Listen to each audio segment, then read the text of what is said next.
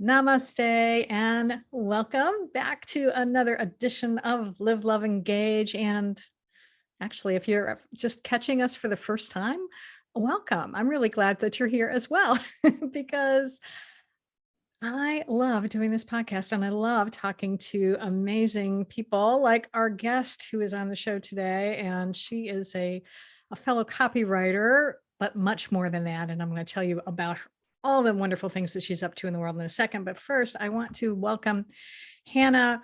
Oh, and I forgot to ask you how to pronounce your last name. It looks easy, but I'm just going to take a stab at it. Hermanson? Is that it? Okay, rolls good. Right off your tongue. Perfect. Okay, good. You never can tell because sometimes things look easy and then they're like, no, it's actually, you got to pronounce it this way. So I usually do that before I start recording, but oh well, thank you for going with it. So let me tell everyone out there who's either you're watching on YouTube or you're listening to this on your favorite podcast platform, just who Hanna is. As I said, she is a copywriter, but she's more than that. She's a powerful catalyst for coaches who are ready to get back into their zone of genius. Her motto is dream life is real life, which I love. And she has helped already hundreds of coaches step into their wildest life and business dreams. And she's the CEO of Done For You Copywriting. And she and her team work intimately with coaches to provide ongoing marketing content. And as a business consultant, Hanna also helps her clients leverage the right people, processes, and packages to make their dream life and business real. And I love what you do. I love the fact that you take the some of the heavy lifting off of coaches when it comes to marketing. And I know how important that is because I'm actually transitioning into the coaching space and would love to let go of some of that. But we'll talk a little bit more about that in a minute. But first, I always like to start off with asking our guests how you got to this place, what led you, what's your journey to become this, not only a copywriter, but also, I guess, a coach or a mentor, even possibly for other coaches. Yeah, I was not the second grader that was like, when I grow up, I'm going to have my own business or I'm going to be a writer. Like, I had no idea that this path really even existed. And to be honest, Gloria, I'm still making it up every day as it goes, right? But I did grow up in small town Wisconsin, and I did all of the right things on the sort of, straight and narrow, never getting in trouble, always doing the right thing, getting good grades, going to college, being top of my class. And then after college, I was like, but what do you do if you're not in school? So I decided to work for my college, and I became an academic advisor just because that's what I knew. I loved my advisor. I loved how she helped me set goals and achieve things. And that path opened up for me. And I found myself in a really cute cubicle with a 401k and a Toyota Corolla, and I had made it, right? But after a few months of that, I started looking around at my coworkers and thought, I cannot do this for 30 years. Like, there's got to be more than this, 9 to 5 for me. And really what I was doing in my cubicle was talking to young people about, what do you want to be when you grow up? And they would tell me all their dreams and all their ideas. And I would say, great. And I would slide a piece of paper across my desk and say, you can choose from one of these 40 options. Would you like biology or philosophy to get to that, big vision you have for yourself? So I needed an outlet, and I found yoga, and I even started playing hooky from my day job. I said that I was at an off-campus meeting, which was yoga. But I kept going regularly enough to start thinking, okay, everyone here is not doing what I'm doing, skipping their day job. And so I started talking to people in yoga, why are you here at 10 a.m. on a Wednesday? How can you be doing this? I'm curious. And some of them were in grad school, but others of them had their own business and were entrepreneurs or were yoga teachers themselves. And so when that path opened up, I leaned into it. I became a certified yoga teacher. And then that network continued to grow. And I was actually offered a position to work for a yoga startup. that wouldn't have me in a cubicle, that would actually move me from small town Wisconsin to San Francisco, like the dream sunshine state, right? And so I went for it. And I took this role with a yoga startup. And about 2 weeks after I moved across country, sold everything, they let me go. And I was in my apartment in San Francisco, which, if you know San Francisco, it's very expensive. These are not nice apartments. I had my 5 little red Rubbermaid moving bins still unpacked. And I was like, well, I'm not going back. I've had this taste of entrepreneurship. I've had this taste of freedom. I'm a yoga teacher. And so I started the hustle. It was just kind of do or die. And I was young and scrappy and naive enough to figure out how to become a certified life coach and then start getting clients. And so that's how my entrepreneurial journey started. And like I said, since then, it's been waking up every day and figuring it out. And so being in the coaching industry for now almost 6 years, I've rode a lot of waves. And what happened in 2020 was really interesting, and everyone having to go online. And I realized that I wanted, first of all, there were lots of business coaches at that point. Everyone wanted to tell you how to do everything. It was getting really noisy.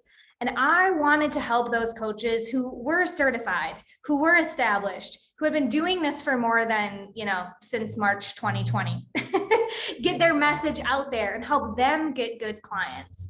And so over the last 2 years, I've pivoted from coaching coaches how to start their businesses and get clients like I did, to now doing it for them and doing done for you copywriting and marketing for those established coaches. Because I believe when we all, have a coach, the world is a better place. And that's the mission I'm on right now. That's awesome. Yeah, there's so many wonderful lessons that you distilled in just, a couple of minutes of talking there, which I think is so important for anyone listening. This podcast is about how to live fully, love deeply, and engage authentically. And you're really a good microcosm of that, because you have leaned into figuring out, okay, yeah, I don't see myself being in a cubicle for 30 years doing this. This is not what I want. And you're willing to take risks. And that is an entrepreneurial thing, even though, you say you didn't grow up with any aspiration of that. And I can tell you, I was the same way, although, I did sell Girl Scout cookies, and I did sell shampoo door to door when I was in high school. Amazingly enough. Yeah. To raise money for a band trip. It was like, shampoo, really? But I did. Everyone needs it, and they're going to run out someday. I think that was brilliant of you. Yeah, it worked. So, but I love that now, especially that you again, like so many other people in the last couple of years, they've had to pivot. A lot of entrepreneurs. So, tell us a little bit about why is it so important for entrepreneurs, coaches, but even just entrepreneurs in general, to really focus in on their zone of genius and let someone like you handle some of these other tasks? Yeah. So I see this all the time, and there was a lot going on in 2020 for all of us, but my clients started getting to a point in their businesses where they were doing so much, like all the things, and they were working more than they ever intended to. And so I started to do some surveying of my best clients, my favorite clients, if you will, and asking them, what, if you had a magic wand, what would you take off of your plate? And over, it was marketing. I didn't sign up to be a marketer. I signed up to be a coach. And now I'm posting and blogging and hashtagging and DMing, like all this marketing is taking up my time. And their energy was dwindling. And I knew that their best energy, majority of their energy, was going to marketing, something they didn't know, like fitting a square peg in a round hole. And then what that meant for their coaching clients is that they weren't showing up as fully. And I've seen this in my own life, moving to Mexico, there's an opportunity to delegate a lot. Like there are literally dudes down here who are just like the handyman, where they'll run errands and they'll clean your deck and they'll weed your garden. Like they just do things because there's a different kind of economy down here. And so we started delegating, okay, let's have food delivered instead of making our food. Okay, let's have someone clean the pool. and the time and the energy and the ease that comes when you're not just like busy all day doing all the things. I thought, well, let's do an experiment. Everything in entrepreneurship is an experiment, spoiler alert, and see if we help these coaches take marketing off their plate, what that would mean for them.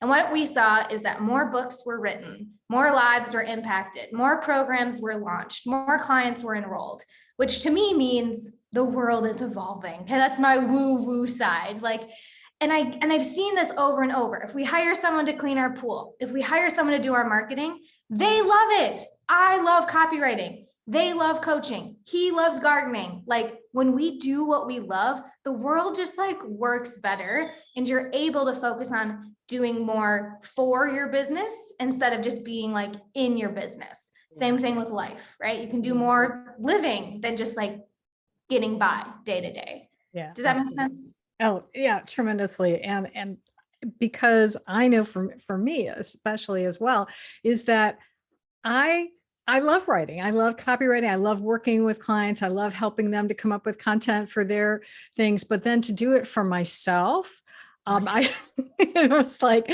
I was on a challenge last week where it was a speaker challenge, and we had to come up with like a title for our talk. And I was just going crazy, going like, I can't come up with anything. It's like, this was so frustrating. And finally I just was like, okay, my writing angels helped me, and they did, finally I got a solution. But I don't really enjoy doing it, all of it for me, when I would like to be able to do more, spend more time with clients, or I have an idea for another book. I want to be able to, spend time on that. So I love that you're doing that. I'm with you, Gloria. Let me tell you, one of our first few clients of the Done For You copywriting was my business, because I wanted to focus on my team and like, enrolling clients. And there is that sort of bottleneck when you're just kind of like in the doing piece. And I also, again, wanted to experiment and test the system in my own business, because that's human. Like, we all have this like blank wall when it comes to like talking about ourselves, or like seeing our greatness, or like thinking of our ideas. Like, that's very human. And especially with coaches who are so empathetic and want to help others, it's like you put the flashlight on them and they're like, I'm a coach, what do you do? They just like, like put stuff out on the internet, and it's like, but that's not really who they are. So I totally hear you on that. Even if we can do it for others, it's different doing it for yourself. Yeah, absolutely. What has been the biggest challenge you've faced in either in life, and you mentioned that you live in Mexico now, how has that been? In fact, I'm going to talk to you about that first. How has that been? Because when we started this, you had moved from Wisconsin to California, and now you're in Mexico. So what brought that about? And has it been, you mentioned some of the perks is that you are finding people to help you, but have there been any challenges with living that type of lifestyle? Yeah, I've been, since deciding to follow my heart 6 years ago, moved to California, I just kept doing it in large ways, right? Day to day, I get into my head, all that stuff happens, but I've really leaned into those nudges, like those things on my heart. Like, there's a reason why that desire is there. Okay. So my husband and I we weren't married then, but I met my husband in California, and he was a school teacher. And so we would spend the summers traveling, backpacking, and we spent a lot of time in Latin America, Guatemala, Mexico. And this one place that we were only in for a few days, like, kept coming up. And then we like heard more people were like moving there. And then we like found bloggers that were like cool. And then like it just kept coming around. And so we had planned to come back and visit in April 2020. And then that trip got canceled. And so we're quarantining in California, and it just kept coming up. And I think I've learned to, like I said, lean into that and not think, how silly, that's so random. Like, we have desires for a reason. And so instead of quarantining in California and paying expensive rent, we decided, let's give it a go. Let's go to Mexico indefinitely. We rented a place down here, and it's been 1.5 years now. And we're like, here.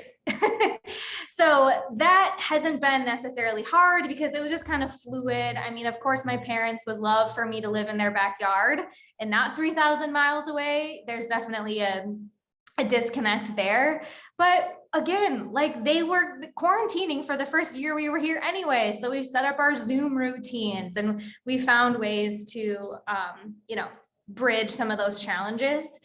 I think, that question around like, what's been your biggest challenge? Moving to Mexico, honestly, is like easy breezy for me. It felt right. It fell into place. That's when you kind of line up with desires, right? Law of attraction.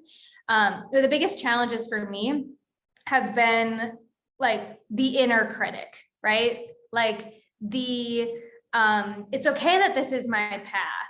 It's okay that it's not a wrong desire, and yeah, the biggest challenge is totally like me, myself, and I.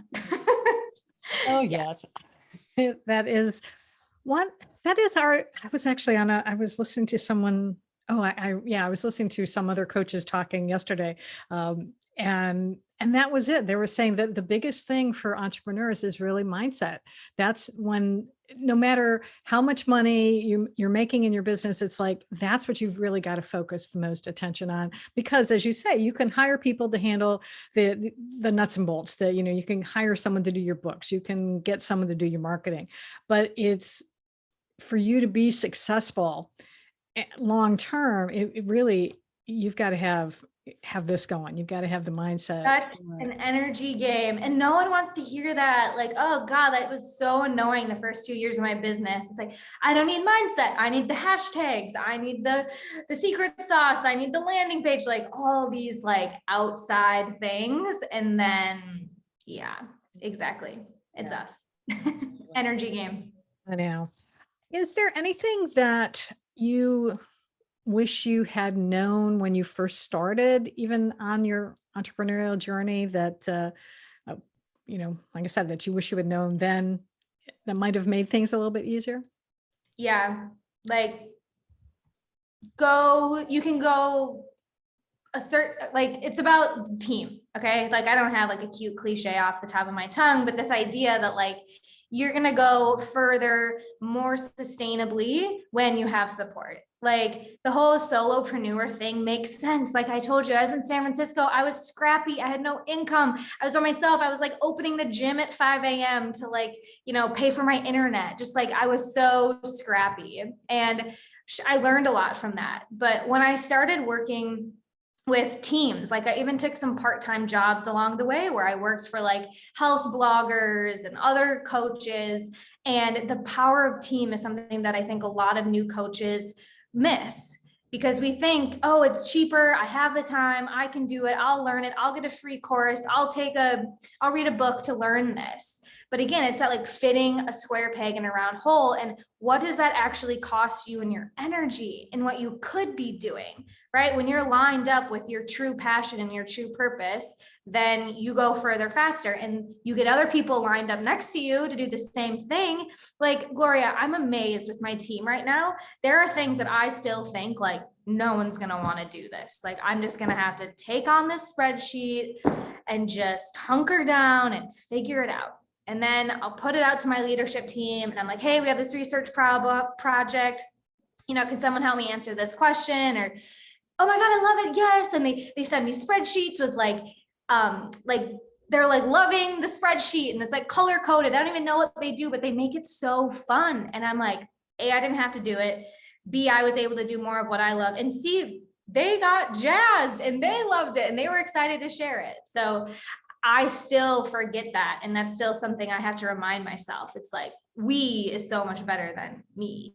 Absolutely. Yeah. And I love people who do get so excited about organizing things and making it color coded and all that. I'm blessed. My daughter is like that. She's a web designer, but she's also wonderful at creating systems and putting things together. And she's going to be helping me with my business, because that is definitely, even though I'm a Virgo, I'm not organized in some ways, even though I should be. Well, and I spent so much time like, why am I not more data driven? Why am I not more organized? Why can't I like keep up with this system? And then when it was like, okay, we're just going to like have other people help me with that. And then it's so nice you have your daughter like real proof in your real life, like every single day of your life, that there are people who like that.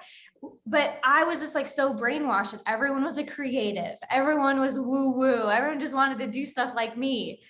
And that's not true. Yeah.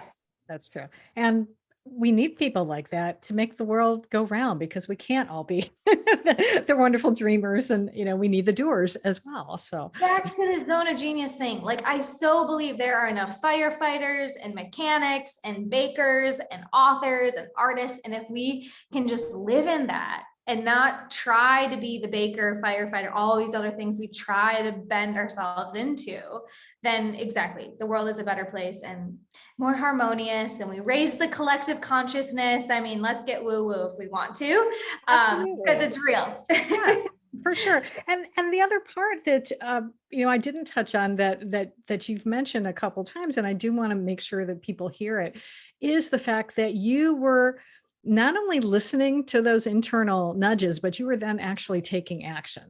And because I know when I've had those and I don't take action, it usually bites you in the butt, and it would bite me. So I have also learned to trust that inner wisdom. Has that been something that you've always been able to do, or was that something that you learned as you got a little bit older? And what do you think? Yeah. So when I was on the straight and narrow, doing the right thing and sitting in my cubicle and driving my Corolla, that was like, I wouldn't do that stuff. And then when I started to move, take risks, quit jobs, change and do all this stuff, it became my habit. Right. So it took some turbulence. This is what I think about when you're like going to next levels or like quantum leaps. It's not just like one leap. It's like literally like a flight where it's like you're taking off, you're going to do it, turbulence, and then you kind of settle in, and then you do it again. So it's been interesting, like between us here, Gloria, and listeners, obviously, my family, like people who knew me as a young person or child, or like, the first 25 years of my life, like are really shaken up by it, because I wasn't always this way outwardly, right? I did what I was told. I did the right, whatever. But the more that I lean in and I meet people later in my life, I mean, I'm only 30, but the more I've met people in the last 6 years that are more aligned with me, or I don't know, just because I was born next to them, but are more living life like I am, or interested in things that I'm interested in. It's become more of my nature. And this is the other thing that can relate to hiring a team, but has really helped me lean into this path, if you will, is personal discovery. So I'm a psychology junkie. I love human design, personality tests. Like you said, you're Virgo, I'm Sagittarius, a rising Gemini, learning those pieces and just getting more in tune of what I think my soul is here to do, and learning that has helped me trust it, lean into it. Like I said, make it more of a habit and less of a, there goes Hanna again, off her rocker, I don't know, and she's going to come back to earth. Yeah. Well, I think it's wonderful that you have found this path and that you've been nurturing it, especially because you are still young. It took me a lot longer to find that. But I'm still grateful, and I'm still looking at, I'm going to be 60 this year, but I'm figuring I'm still living at least another 40 years. And so I'm just hitting my stride, as it were. And it really excites me when I do meet people like you who are younger and who've got it. You really do. You understand the importance of the mindset, and who are also loving psychology. I'm in personal development stuff. I am too. I feel that it's really, for all of the angst and the stuff that's gone on the last couple of years, I'm very hopeful that we are on a path that we're going to start seeing more positivity. It's probably still going to be, like you said, that turbulence. We're definitely hitting some major turbulence the last couple of years, and I think eventually we're going to settle in and things are going to be better. Well, and back to this point of taking action, right? It's my blessing and my curse that I do take action, right? Sometimes I'm like, oh, that was a little too fast, or, oh, I can't take that email back, or whatever. But it does in the end work out. And if it hasn't worked out, it's just not over yet. And that's what I've really seen these last couple of years with what's happening with the pandemic, and then the great like everyone's quitting their jobs, Yeah. and we're just kind of like still in this influx, and it's not over yet. And my astrology friends tell me we're going to have another like 5 to 7 years of this kind of like renegotiating boundaries and how we do things. And I think more and more of us are going to line up with not necessarily a cubicle thing, but like leading with lifestyle and saying, you know, these are the things, not my non-negotiables, or these are my desires, instead of just like, well, I did it, check the boxes. I really do feel like there's going to be action taken collectively. And so people who are willing to lean into it and not just stay put will see, yeah, what you're talking about, that like radical turbulence, but you know, next level. Yeah. Absolutely. Yeah. What are you curious about right now? Several things, but this is like so silly. I'm really curious about Spanish. So we've lived here for a year and a half, and we've made friends who let us speak English, which has been great. And it like feels like we're just in our little like California paradise, but in a different, you know, it's like, and I've always been interested in like, you know, English language, literature, how words come together. And I want to lean more into it because I think there's so much richness in like being able to describe a burrito in 3 different ways. You know, like I watch my friends and they're like, oh, how do you say it in English? And it's like, no word for it in English. And as I've gotten more into copywriting and storytelling, and then again, just like being in this environment, I'm really curious about language, words, and yeah, Spanish specifically. Very cool. So are you picking it up now? Because I've always heard that the best way to really pick up a language is to be immersed in it. Yeah, exactly. But then your friends all speak English and they hand you this English menu and it's like too easy. Like I'm being like, you know, babied down here. So I would say I can get by between my like present tense vocabulary and my charades.